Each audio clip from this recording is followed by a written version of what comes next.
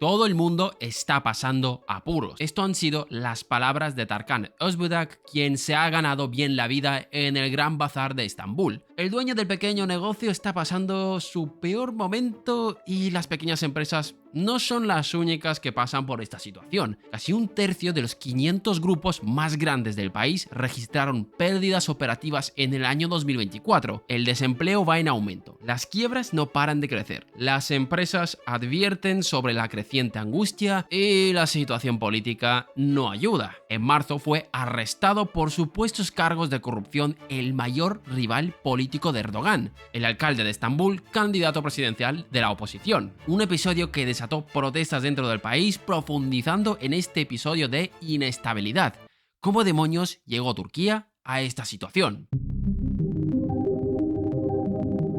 Turquía lleva ya años en el foco internacional. El interés no solamente está en su frágil situación económica, sino también en su postura frente a los dos grandes conflictos internacionales que hay en la actualidad. Estamos hablando de que Donald Trump estaba halagando al presidente Erdogan y que la Unión Europea cortejaba con ellos por su gran poderío militar. Y es que estamos hablando del país con el segundo ejército más grande de la OTAN. No es un país con el que Occidente querría enemistarse, pero claro, la imagen internacional que está dejando es muy preocupante y en este vídeo vamos a explorar cómo llegó a esta situación de colapso. Y para ello no basta con mirar a la historia reciente, ya que Erdogan no es que sea un presidente nuevo, su mandato empezó a principios de los 2000 y se las ha apañado para que en 2025 siga siendo el presidente de la nación. De ahí a que algunos lo llaman como el Putin turco. ¿Qué es lo que ha hecho a lo largo de estos años y por qué la situación del país es cada vez más insostenible? Esto y más es lo que vamos a ver en el vídeo de hoy. Así que no me enrollo más, poneos cómodos, ¡que empezamos!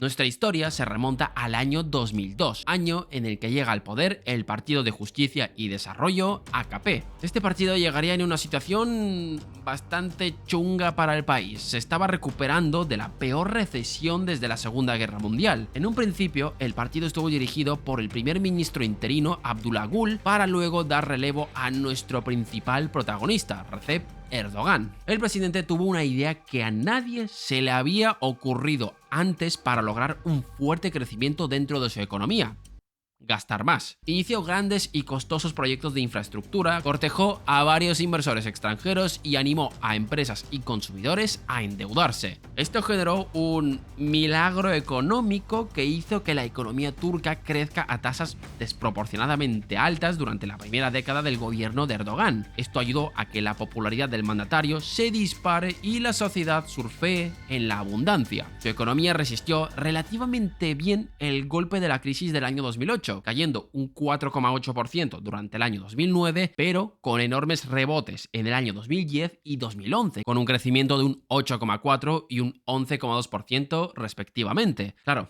ahora viene la pregunta, ¿de dónde venía la pasta?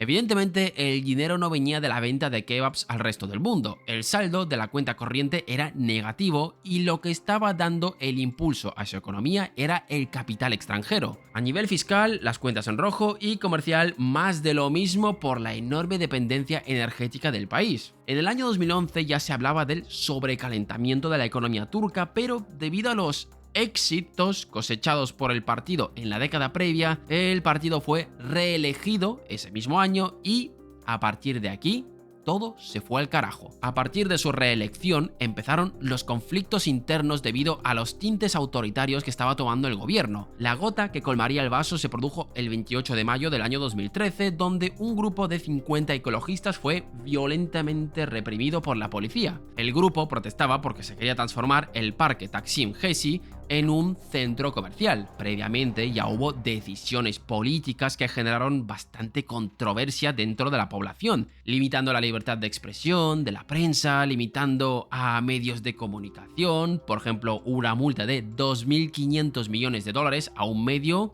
que simplemente era crítico con el gobierno. Las tensiones solo iban en aumento hasta el punto de que en el año 2016 se produjo un intento de golpe de estado, y digo intento porque acabó fallando. Fruto de esto hubo detenciones masivas y purgas en las instituciones. A esto hay que sumarle el encontronazo con Trump cuando se detuvo al ciudadano estadounidense Andrew Branson por supuestos cargos de espionaje. Trump, en el 2016, castigó a Turquía duplicándole los aranceles, agravando aún más su situación, ya que el acero turco quedaría fuera del mercado estadounidense. Las exportaciones del acero representaban el 13% de las exportaciones totales. De cara a la imagen internacional, esto sería terrible y las decisiones del gobierno no ayudaban. El gobierno subordinaría la economía a sus objetivos políticos y los desequilibrios en las cuentas no paraban de crecer. Resultado, los capitales no querían entrar ahí ni en pintura. Y si os acordáis, hace un rato dijimos que la entrada de capitales era muy importante para corregir los desequilibrios en las cuentas.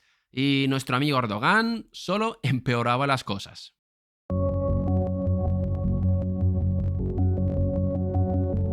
En una situación así, la respuesta normal del Banco Central debería ser la de subir los tipos de interés para controlar la inflación, la cual ya superaba el 15%. Pero Erdogan se oponía a esta subida, ya que, a su entender, cito textualmente, los tipos de interés son la madre de todos los males, y estaba decidido a presionar al supuestamente independiente Banco Central de Turquía para que se dé marcha atrás. Para los mercados esto es señal de pánico, parecía que todo iba a estallar, pero de repente apareció un país que les daría un balón de oxígeno a los turcos: Qatar. Qatar acordó adquirir una participación de un 10% de la Bolsa de Valores de Estambul, así como una participación de un 30% de las tiendas de lujo de la ciudad. Esto le dio un pequeño chute de adrenalina a la economía turca. En el año 2019 la inflación cayó, permitiendo al Banco Central reducir sus tipos de interés y la lira dejaría de dar tantos saltos. Todo esto coincidió con un contexto bastante favorable a nivel internacional. Estados Unidos bajó los tipos de interés y las materias primas tuvieron una tendencia a la baja. Acordaros que Turquía era un importante importador de energía, relajando todas esas presiones que había sobre el país. Pero estamos en el año 2019. Ya sabemos lo que ha pasado en el 2020.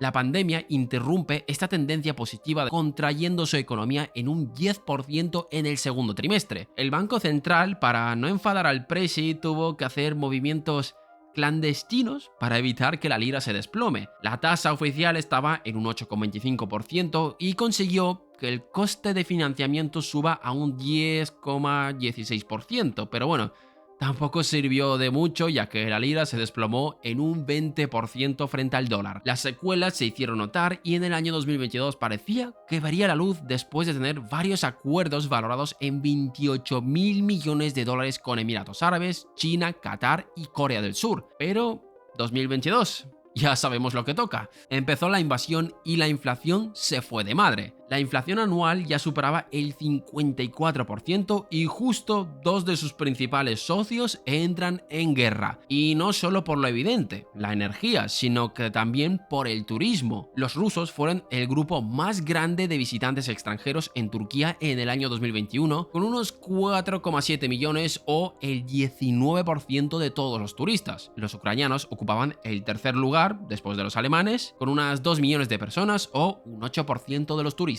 Es decir, uno de los principales motores de la economía turca, después de las operaciones de injerto capilar, se han ido al traste. Y la situación de insostenibilidad ha llegado a tal punto en el que el propio Erdogan se ha tenido que comer sus palabras.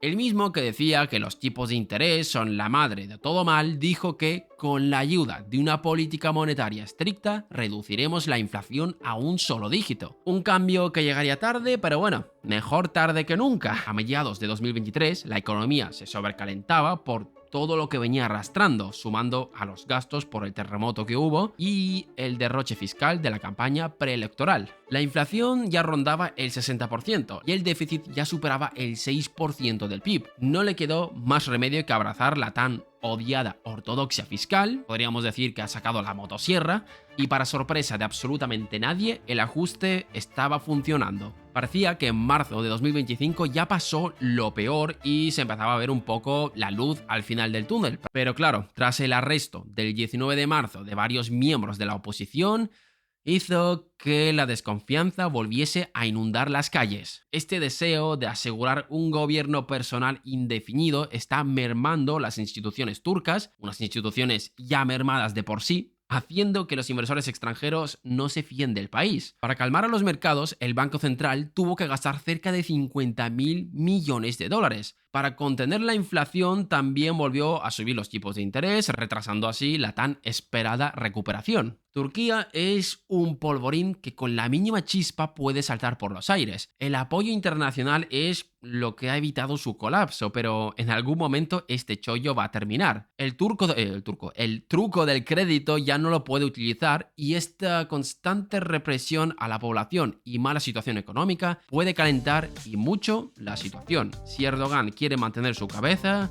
debería hacérselo mirar. ¿Y vosotros qué pensáis? ¿Creéis que Turquía logrará salir algún día de este bucle? Os leemos en los comentarios. Gracias por vernos un día más y nos vemos en el próximo vídeo.